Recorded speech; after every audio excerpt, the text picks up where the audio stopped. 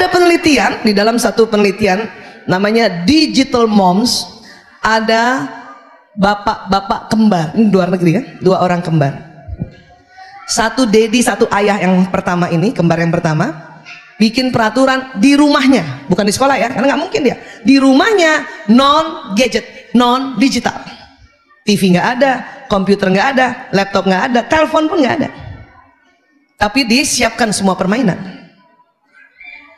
Bapak yang kedua, adik kembarnya, oh semua gadget semua, anak lengkap, dia punya laptop, dia punya HP, dia punya komputer, setiap anak 3, masing-masing 3 ini anak. Apa yang terjadi? Dan mana yang lebih berhasil? Ternyata 3 anak ayah pertama, 3 anak ayah kedua, semuanya berhasil. Kuncinya di mana? Ternyata para ayah dan ibunya mendampingi anak-anaknya, baik yang rumah tidak ada digitalnya dengan rumah yang ada digitalnya. Berarti kuncinya apa?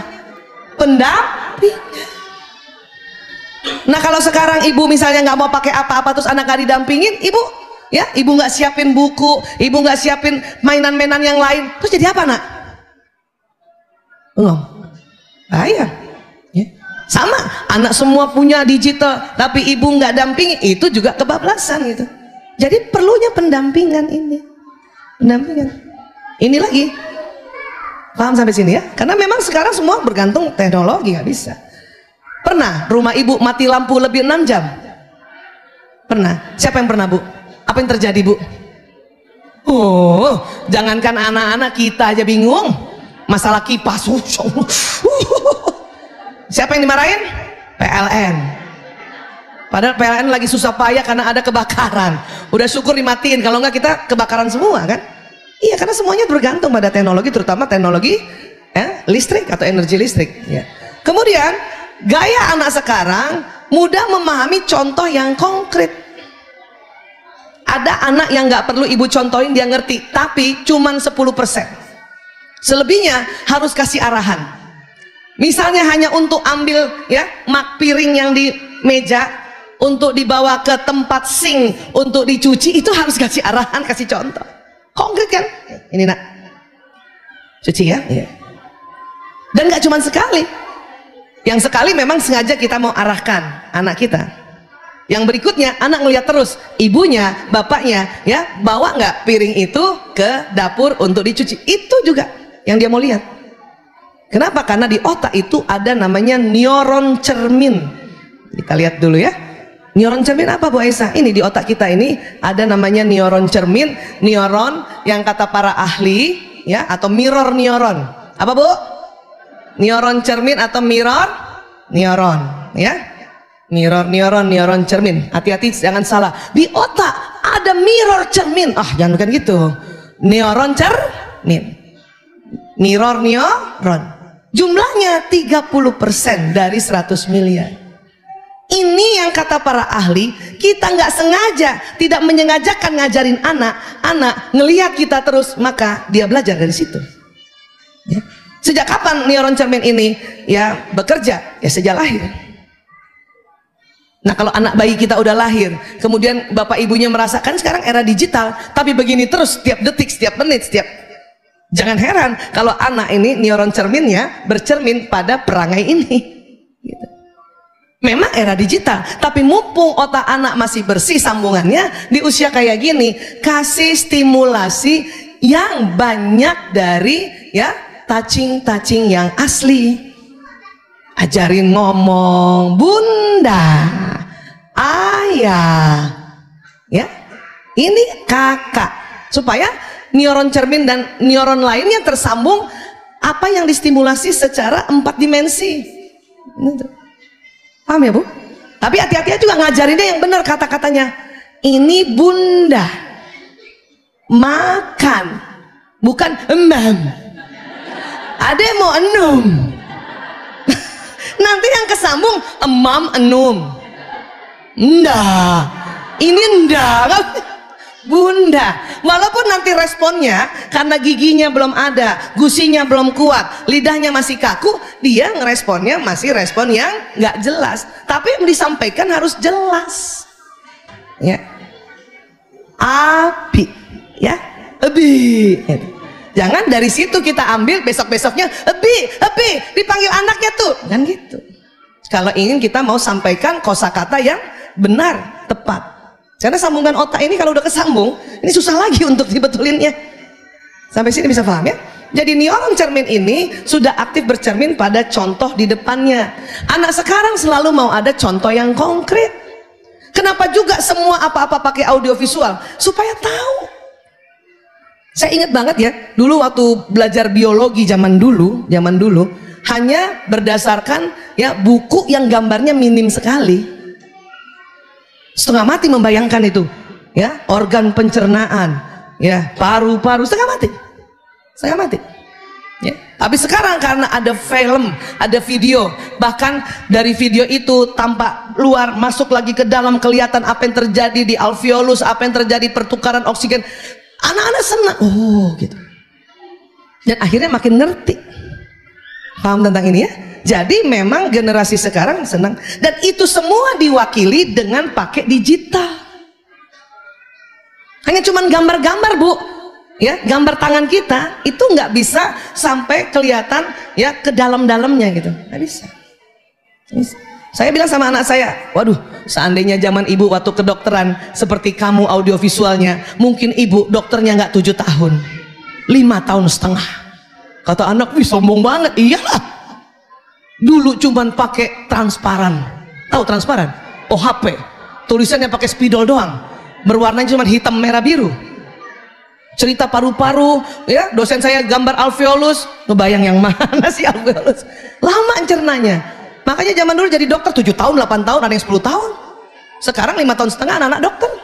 Kenapa? Dibantu oleh perangkat audiovisual dan contoh konkret yang nyata. Yang saya senang cuma kalau masuk laboratorium. Kenapa? Belah mayat, itu langsung. Makanya ingat terus. Ya. Tapi kalau hanya cuman transparansi, udah nggak zaman itu. Paham ya? Nah. Apalagi kritis saat berpendapat. Ini ciri khas sekarang ya Bu. Baik anak mantu, cucu, nah itu. Ya, zaman dulu kita mantu datang ke rumah ibu cuman, iya Bu, iya. Anak sekarang nih yang jadi mantu, ya Allah ibu, kenapa tambah keriput? Kenapa? Kritis. Terus dicolek sama suaminya, jangan ngomong kayak gitu. Aku kan betul ayah. Ibu kenapa jadi tambah keriput sininya?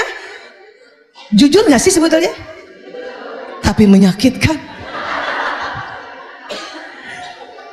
Kita kepengen anak jujur kan? Kepengen anak kritis. Tapi kadang kita belum siap dengan kejujuran itu. Ibu, aku kesel sama anak ibu nih. Ditunjuk tuh anak kita yang laki. Dia gak pernah ngerti aku. Gimana coba jadi ibu mertua Bu ya? Bu Asih. Ibu Asih nggak apa-apa karena Bu Asih orangnya damai. Oh, yang barang kayak saya jadi mertua. Memang ada damainya saya separoh, cuman saya orang Bugis. Oh, sirik nak istrimu ngomong kayak gitu. Kalau 3 bulan dia begitu, ganti. Coba tanya Umi Wardah. Sirik kita orang Bugis. Oh, ya kan ada contohnya Nabi Ibrahim alaihissalam waktu berkunjung ke Mekah, kemudian dia dapati istrinya Nabi Ismail alaihissalam yang tidak santun, yang kurang ajar. Dia cuma bilang kasih kode, ya, ganti pintu rumah. Ya, Nabi Ismail langsung tahu, oh suruh ganti istri. Sekarang kodenya gitu aja apa kita mertua ya? Dikala mantunya rada-rada. Nah, ganti plafon. Bukan lagi pintu rumah, plafon semuanya. Ya, baja ringan. Dia mengartikan apa anak kita ya? Ikiopo ini tambah jaringan, nggak tahu rayapan. Paham ya Bu? Memang anak sekarang kritis. Ibu mau ke sini? Aduh ibu jangan ke sini dong, kita mau ke Bandung. Nanti aja, kenapa sih ibu ke sini? Apa rasanya Bu?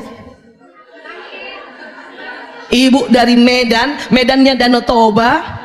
Ibu datang ke rumahnya anak BSD, sudah 5 tahun nggak ketemu cucu, sudah sampai dikit lagi tuh pintu tol itu yang baru, ibu telepon nggak boleh datang. Apa rasanya Bu?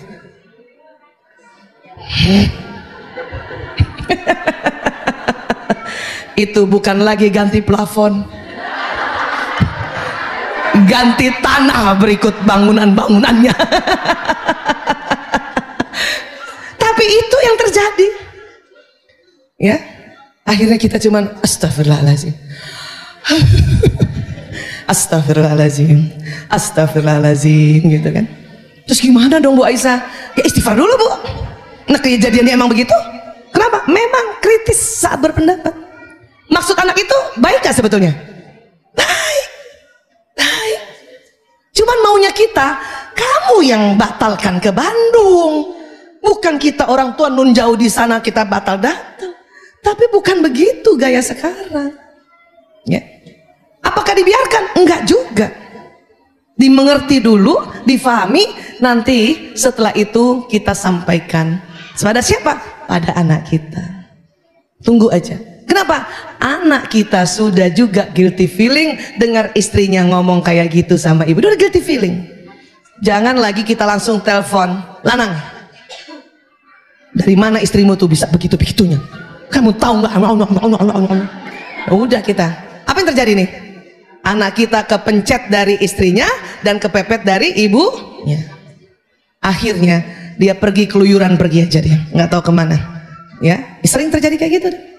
Karena mulai kepencet. Maka disinilah kebijaksanaan orang tua, dikarenakan gaya anak sekarang kritis saat berpendapat. Belajar juga begitu.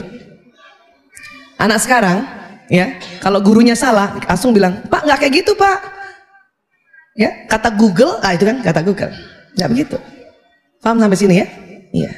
Hanya tetap dibimbing. Saya belajarin dari bapak mertua saya. Bimbingnya apa? 3. Benar, baik, pantas. Memang benar dia mau kritik kita orang tua, benar. Tapi caranya yang baik dan pantas itu harus dibimbing. Bimbing ya sejak kecil. Ya. Kan pernah tuh saya kasih contoh apa di sini apa di mana ya? Kita lagi duduk, anak kita ngomongnya berdiri, terus marah-marahin kita. Ya, ibu, aku nggak suka sama ibu, ibu keluar terus. Benar nggak? Benar nggak dia nggak suka karena ibu keluar? Benar. Tapi caranya belum baik dan pantas. Ibu jangan naik pitam aja dulu. Itu benar baik pantas. Maaf, baik Pak. Tuh kan saya udah bilang kan? Yang salah saya apa mejanya? Baik pantas itu, nggak, saya mau kasih contoh duduk ceritanya. Baik aja, mau contoh duduk. Baik pantasnya itu yang ibu harus sabar untuk ya memberi arahan. Saya tuh sampai sekarang juga kalau anak saya masih ngomongnya kalau dia marahin saya dan dia berdiri ngomongnya, saya suruh dia ambil kursi, ambil sini ya sayang. Justru ini mau kasih contoh. Saya duduk gini, anak berdiri. Ibu, aku gak suka sama ibu. Ibu pergi terus. Tapi dia berdiri kan? Bener dia, tapi belum baik dan belum pantas. Ambil kursi, nak, ambil kursi. Duduk dekat ibu. Kita mau ajarin baik pantasnya itu. Atau kalau nggak ada kursi, sini nak. Duduk di bawah. Supaya baik dan pantas, latihan anak selalu harus kalau orang tuanya di atas dia di bawah. Kenapa nak? Ibu, aku gak suka sama ibu. Nak, suara. Ya, Allah ajarkan sejelek-jelek suara keledai. Suaramu sudah kayak keledai 5. Gak bisa Bu, aku ngomongnya kayak gitu. Tarik nafas. Lagi nak, tarik. Orang 5 kali tarik nafas, intonasi yang 7 oktav itu bisa turun sampai cuma 3 oktav. Kenapa nak? Aku gak suka sama ibu. Udah bener kan? Udah baik kan? Udah pantas gak? Iya. Kenapa nak? Ibu pergi terus ngurus anak-anak narkoba. Benar kan itu? Sudah benar, sudah baik, sudah pantas. Ya, kita apa yang kita lakukan? Istighfar, astagfirullahaladzim. Langsung minta maaf. Ibu minta maaf ya nak. Gak usah juga bertahan. Nak, ketahuilah, ibu menyelamatkan anak bangsa. Itu makanya ibu dapat penghargaan dari presiden. Kamu lihat toh? Gak usah gitu. Anak gak perlu itu. Bunda ini kerja untuk kamu bisa beli mainan, beli baju, sekolah. Bukan itu anak mau. Anak cuman mau melepaskan emosinya dan ibunya segera minta maaf aja. Ibu minta maaf ya nak. Kalimatnya itu, Umi minta maaf, ayah minta maaf. Selama ini kita sudah begitu, cuman maafin ibu ya nak, maafin Umi ya nak. Itu beda loh. Secara neurolinguistik program, ilmu otak beda. Yang ditegur siapa? Yang keliru siapa sebetulnya? Ibu kan? Jadi ibu yang minta maaf. Anak mau maafin sekarang, nanti malam, besok atau minggu depan, itu hak dia. Tapi kalau maafin ibu ya nak, maafin, kita nyuruh. Bu Aisyah, itu apa nggak nginjek-nginjek malah tuh anak kayak gitu tuh? Enggak bu, anak belajar karena dia sudah tenang, otaknya terbuka, tersimpan di memorinya. Apa yang dia pelajari? Ibuku saja pada saat dia punya kekhilafan, dia minta maaf. Itu dia pelajari. Maka dia juga pada satu saat punya kekhilafan, dia langsung otomatis minta maaf. Itu yang diambil pelajarannya sama anak. Ya, nggak usah merasa juga nih nanti nih ya kebangetan ya, nih nanti nggak usah kayak gitu. Nggak usah kayak gitu. Paham sampai sini ya? Jadi kritis saat berpendapat, benar? Benar. Tapi yang mau apa yang dibimbing? Caranya yang baik dan pantas. Benar, baik, pantas. Itu 3 tuh. Sudah Bu Aisyah, saya udah ajarin dia. Berapa kali Bu? 1 kali lah. Nggak bisa Bu. Otak ini perlu murojaah, perlu diulang-ulang, bahkan dengan variasi berulang-ulang. Kadang mungkin bukan kita yang bilang begitu, bapak ibu guru yang bilang, nak, kamu kalau ngomong sama orang tua yang benar, baik dan pantas, itulah proses namanya pembimbing, pendampingan. Kenapa? Otak manusia lebar, banyak neuronnya, tidak seperti otak binatang. Binatang ya, bebek lahir ditendang ibunya masuk danau udah bisa berenang. Otak manusia itu perlu lama pembimbingannya karena otaknya besar ya. Sampai sini bisa sepakat dulu ya Bu? Nah gitu. Tapi juga jangan dibungkam anak-anak ini. Durhaka. Jangan juga kayak gitu ya. Nggak bisa kamu ngomong gitu, nggak boleh ngomong gitu, nggak bisa juga gitu. Karena nanti kalau emosi dia terpendam, suatu ketika pada waktu yang salah ketemu orang yang salah, itu nanti jalan keluarnya salah. Ya narkoba, ya LGBT, ya tawuran, ya judi. Karena dia tidak diberikan pelepasan emosi dengan dia berani bicara benar, baik dan pantas seperti itu. Ya.